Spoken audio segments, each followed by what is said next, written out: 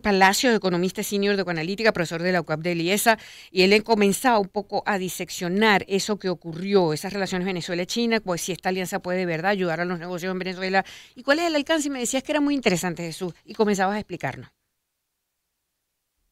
Querían oír. No, qué bueno que pudimos retomar el contacto. Ok, Mira, efectivamente decía que es relevante por el interés que ha dado el gobierno a esta visita, ¿no? Realmente de alto nivel, que ujú, incluyó al presidente, a la vicepresidenta, y que terminó cerrándose con 31 acuerdos de cooperación que llaman, digamos, a todo lugar y en todo momento se va a mantener al máximo nivel la cooperación china-venezolana. Parece claro que hay una demostración de intenciones del gobierno venezolano de afianzar esa relación con la búsqueda de financiamiento en algunos proyectos claves petroleros, gasíferos, mineros, pero nada de esto todavía ha sido obtenido, ¿no? Todo lo que se ha hablado y la cooperación va todavía enmarcada en temas más de características políticas, de acuerdos, ujú. eh, conocimiento a China y el dominio territorial que tiene China sobre zonas, digamos, lo que tiene que ver con Taiwán, lo que tiene que ver con el Tíbet, lo que tiene que ver con Hong Kong, el mar meridional de China, digo, y un poco se centró en esos aspectos y no se centró tanto en el tema o las posibles inversiones, directamente financiamiento de Venezuela. También se acordaron algunas capacitaciones digamos, trabajos de apoyo de una reconocida universidad china para trabajar el tema de zonas económicas especiales, que sí es algo en lo que Maduro quiere profundizar, pero esta expectativa de llegadas masivas de inversiones, como las tuvimos, digamos, desde el 2008 hasta el 2016, Ujú, en las que recibimos de China más de 60 mil millones de dólares, y se dice fácil, Graciela, pero eso ujú. equivale hoy al tamaño completo de nuestra economía, ¿no? O sea, si tú ves el PIB de Venezuela en el año 2022, es más o Imagínate. menos 60 mil millones de dólares. Mm, Todo ese flujo de dinero lo recibimos de digamos, de China entre el 2008 y el 2016 en fuentes distintas y diversas de financiamiento, ¿no? Con sus bancos de desarrollo. ujú, Pero lamentablemente esa relación no quedó en las mejores, en la mejor situación porque la mala gestión del gobierno, la corrupción de muchos de esos procesos que muchos tienen que ver digamos, con inversiones ferroviarias, metros, como probablemente sea el conocimiento tuyo de la audiencia, derivaron en que la relación se deteriorara y que hoy de esos 62 mil todavía la deuda con China esté más o menos en unos 18 mil millones, ¿no? Eran unos 15 mil millones en capital que no se ve pagado y el resto es intereses acumulados porque ya tenemos más de tres claro, años por lo que se, pues, sin no se cumplir paga, pagos por correcto. Sí, el decía justamente Asdrúbal en un tuit ¿no? ¿Cómo se dirá ahora tuit? Un ex. Exactamente, que Eurasia Group, sí, sí, un oye, poco que dicen ahora. ¿cómo se dice?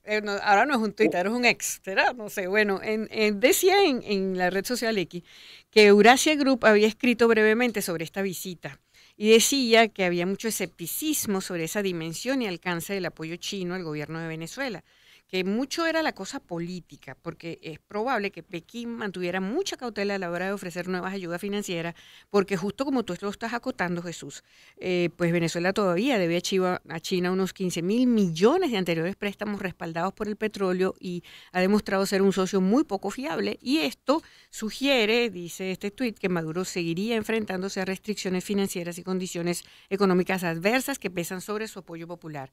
Es decir, que realmente movimiento en los negocios o una ayuda como tal, sí, ahí hay 31 acuerdos, como tú bien decías, en distintas áreas, pero de un acuerdo se materialice cuánto falta y qué hay que hacer.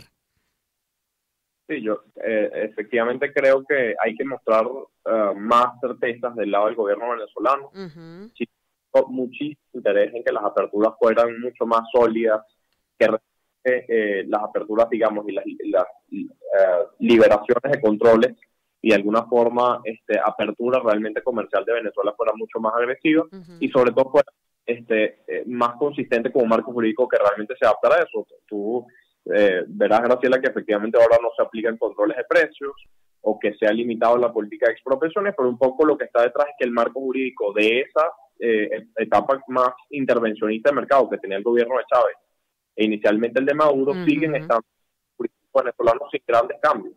ujú, Entonces, bueno, lo que buscan al final es que si haya algunas certezas sobre los derechos o el patrimonio, pues, de quienes sean los que vayan a invertir en Venezuela, y por eso se exige un marco de aperturas un poco mayor, y además una generación de políticas públicas que genere confianza, ¿no? También para inversionistas extranjeros y en el caso de China, que haya garantías de que no va a haber, que no va a ocurrir lo mismo que con los fondos prestados anteriormente, que como lo Claro, decía, como la mala gerencia, que paguen.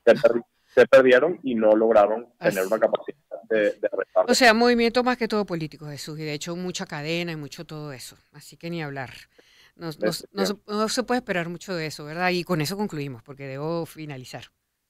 Creo que las expectativas hay que mantenerlas bajas. Yo también, como lo mencionaba Trubal, lo decía el grupo Eurasia, que Ujú, sigue todos los temas de política internacional, que hay que ser escépticos, ujú, aún con acuerdos rápidos, porque no es solamente un tema de Venezuela, eso sí me gustaría destacarlo, es un tema en América Latina, en África incluso. China restringió muchísimo los créditos que antes prestaba, ujú, no estuviera parado, no solamente en Venezuela, hubo otros casos en los que los créditos no se retornaron de la forma que se esperaba y tuvo que ir a negociar reestructuraciones, y eso, digamos, ha conllevado que al final se reestime, se proyecte un poco de nuevo cómo va a ser el flujo de financiamiento hacia zonas emergentes o cómo va a ser la incidencia de China hacia regiones emergentes del mundo. Entonces, no es un tema particular, realmente esto está en una connotación también generalizada, pero en el caso de Venezuela, bueno, fue particularmente relevante porque fue el país que más le prestó China ujú, entre 2008 y 2016. No tenía un interés particular, las cosas no salieron bien, ujú, y ahora China, para volver a hacer una apuesta así agresiva, va a tener que